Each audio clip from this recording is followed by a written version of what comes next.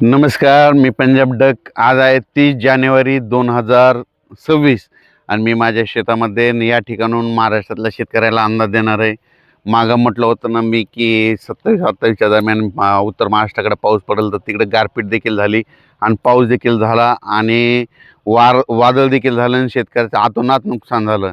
तर आता परत एकदा मी म्हटलं होतं ना, आता पुन्हा एकदा राज्यात वातावरण खराब होणार आहे. तर मग हे कधी होणार आहे? तर त्या अगोदर माझा शेतकऱ्याला विनंती आहे की तुमचं ज्यांच्याकडं तूर असेल, कोणाचा हरभरा काढायला आलेला असेल, तर मका काढायलेली आले असेल, तर त्या सर्व शेतकऱ्याला सांगू इच्छितो की हा अंदाज लक्षात घ्यायचा. तर राज्यामध्ये आज आहे 30 जानेवारी 2026 आणि येणाऱ्या 3 तारखेला म्हणजे 3 फेब्रुवारीला, म्हणजे फेब्रुवारीच्या पहिल्या आठवड्यात 3 फेब्रुवारी, 4 फेब्रुवारी आणि 5 फेब्रुवारी दरम्यान राज्यात परत एकदा वातावरण खराब होणार आहे.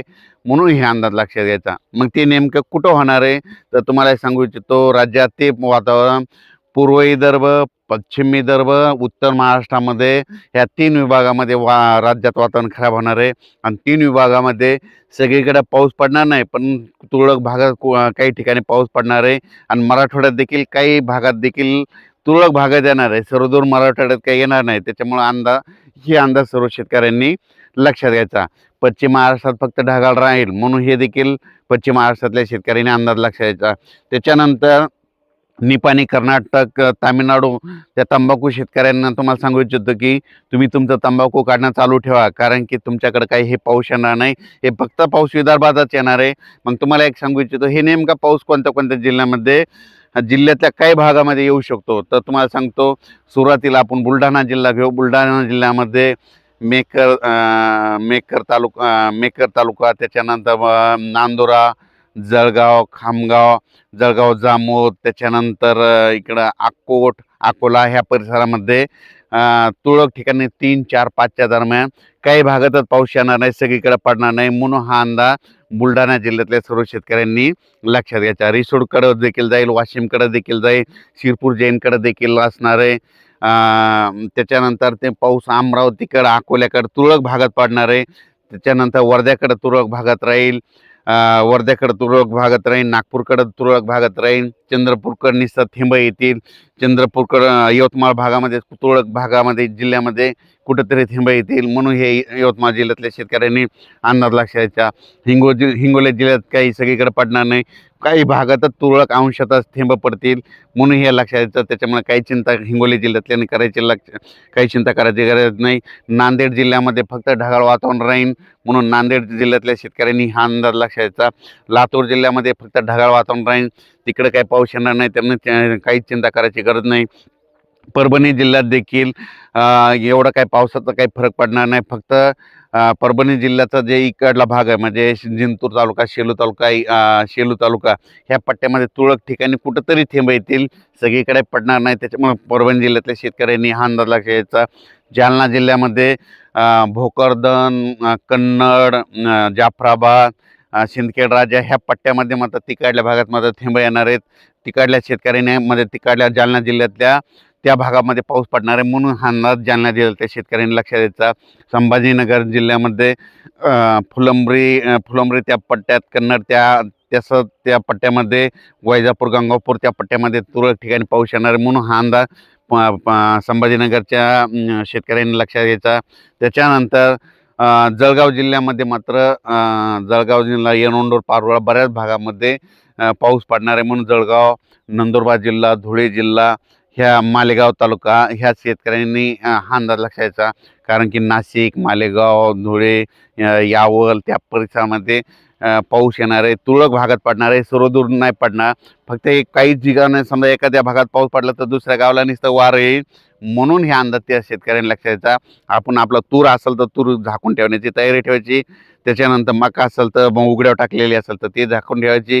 वीटभट्टीवर उत्पादकांना ह्या 3, 4 आणि 5 दिवस, हे 2-3 दिवसाचं वातावरण आहे, म्हणून हे लक्षात घ्यायचं.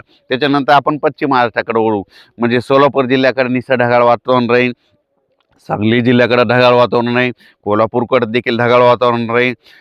त्याच्यानंतर सातारा, सांगली, सोलापूर, कोल्हापूर, पुणे देखील ढगाळ वातावरण नाही, म्हणजे 3 दिवस राहील. म्हणून तिकडे पाऊस काही येणार नाही, त्याच्यामुळे काही चिंता करायची गरज नाही.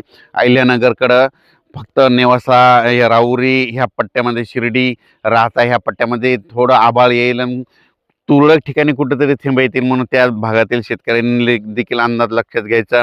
श्रीरामपूर भागातल्या शेतकऱ्यांनी देखील तुरळक ठिकाणी थेंबच येतील, सगळीकडे काही पाऊस पडणार नाही. त्याच्यामुळं हे देखील त्या शेतकऱ्यांनी लक्षात घ्यायचं.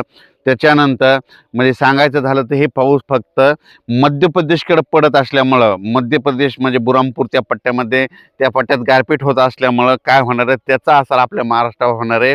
त्याच्यामुळं मध्य प्रदेशचे जे सीमालगतचे जिल्हे आहेत, मग त्याच्यामध्ये जळगाव जिल्हा झालं, नंदुरबार जिल्हा झालं, धुळे जिल्हा झालं, बुलढाणा जिल्हा, घाटाच्या खाली नांदोरा, घाटाच्या खाली, त्याच्यानंतर इकडं परतवाडा, अचलपूर, दर्यापूर ह्या पट्ट्यामध्ये काय होणार, त्या पावसाचा थोडाफार असर होणार आहे. तुरळक भागात पडणार आहे, सर्वदूर काही पडणार नाही. आणि ह्या पावसामध्ये मध्य प्रदेश, बुरहानपूर तिकडल्या पट्ट्यामध्ये गारपीट होईल म्हणून त्याचा असर थोडाफार तरी आपल्या महाराष्ट्रात काही ठिकाणी 2-3 ठिकाणी मात्र गारपीट ह्या 3-4च्या दरम्यान होईल. पण ती कुठं होणार आहे तुम्हाला सांगतो, ती देखील विदर्भातल्या म्हणजे जिथं जिथं डोंगराळ भाग आहे त्या भागातच होईल. जिथं नदीच्या कडीचा जिथं भाग असतो तर त्या पट्ट्यामध्येच होईल, सगळीकडे होणार नाही. त्याच्यामुळे एवढी काही चिंता करायची गरज नाही. तुम्हाला एक सांगू इच्छितो, मागच्या व्हिडिओमध्ये सांगितलं गारपीट सगळीकडे होत नसते, दरवेळेस गारपीट भाग बदलत राहते. म्हणून हा अंदाज सर्व शेतकऱ्यांनी लक्षात घ्यायचा. फक्त हे 3, 4, 5चा पाऊस फक्त विदर्भातच पडणार आहे. म्हणजे विदर्भात जळगाव जिल्हा, बुलढाणा जिल्हा, अकोला जिल्हा, अमरावती जिल्हा, ह्या अमरावती, वर्धा, भंडारा, नागपूर ह्या पट्ट्यामध्ये तुरळक भागात येणार आहे. त्याच्यामुळं त्या विदर्भातल्या शेतकऱ्यांनी खास करून आपण आपल्या तुरीचं नियोजन करायचं. तर ह्या आता हे 3, 4, 5च्या दरम्यान देखील काही भागामध्ये अवकाळी पाऊस येणार आहे. आणि काल परवा जे पाऊस पडला म्हणजे जानेवारीच्या शेवटच्या आठवड्यात उत्तर महाराष्ट्राकडे खूप शेतकऱ्याचं केळीचं नुकसान झालं, तुरीचं नुकसान झालं, कांद्याचं नुकसान झालं. माझी शासनाला विनंती की ते कमीत कमी पंचनामे करून त्या शेतकऱ्याला त्याची मदत तरी करावी म्हणून ही माझी सर्व शासनाला एक विनंती राहील. कारण की हे अवकाळीपासून आमच्या शेतकऱ्याचा आलेला घास, ते हातात तोंडाशी आलेला घास मात्र हे निसर्ग ओढून जातो, घेऊन जातो. म्हणून त्यांना कमीत कमी हे ते उत्तर महाराष्ट्रातल्या शेतकऱ्यांना ज्यांचं नुकसान झालं त्यांना मदत करावी. खरीपामध्ये 2025च्या अतोनात पावसामुळे शेतकऱ्याचं अतोनात नुकसान झालं. त्याच्याहून कसं तरी शेतकरी सावरला. त्याच्यामध्ये रब्बीमध्ये राहिलेली पेरणी केली तर त्याच्यामध्ये देखील हे निसर्गानं यांचा शेतकऱ्याचा घास ओढून नेला. म्हणजे माझी शासनाला विनंती आहे की ज्यांचं नुकसान झालं त्यांचे कमीत कमी पंचनामे करून त्यांना तरी नुकसान भरपाई देण्यात यावी. कारण की आता एक तर पीक गेलं, आता दुसरं आशा होती आणि ते देखील निसर्ग ओढून येत आहे. म्हणून हे माझी तळमळ आहे. त्याच्यानंतर राज्याचं हे फक्त वातावरण 3 फेब्रुवारी, 4 फेब्रुवारी आणि 5 फेब्रुवारी दरम्यान राहणार आहे. 7-8 पासून राज्यात परत उन्हाचा पारा वाढणार आहे. 12 तारखेपासून राज्यात परत तीव्र ऊन वाढणार आहे. 12 तारखेच्या नंतर, 12 फेब्रुवारीच्या नंतर राज्यामध्ये दिवसात देखील गरमी जाणवायला सुरुवात होणार आहे. गरमी जाणून त्याच्यानंतर उन्हाचा पारा देखील वाढण्यास सुरुवात होणार आहे. 36-37 अंशापर्यंत पारा जाणार आहे. म्हणून द्राक्ष शेतकऱ्यासाठी आनंदाची बातमी. म्हणून हे अंदाज सर्व शेतकऱ्यांनी लक्षात घ्यायचा. याच्यानंतर पुढील अंदाज लगेच याच्या वातावरणात चेंज झाले की लगेच बदल झाल्याच्या नंतर देण्यात येईल. धन्यवाद.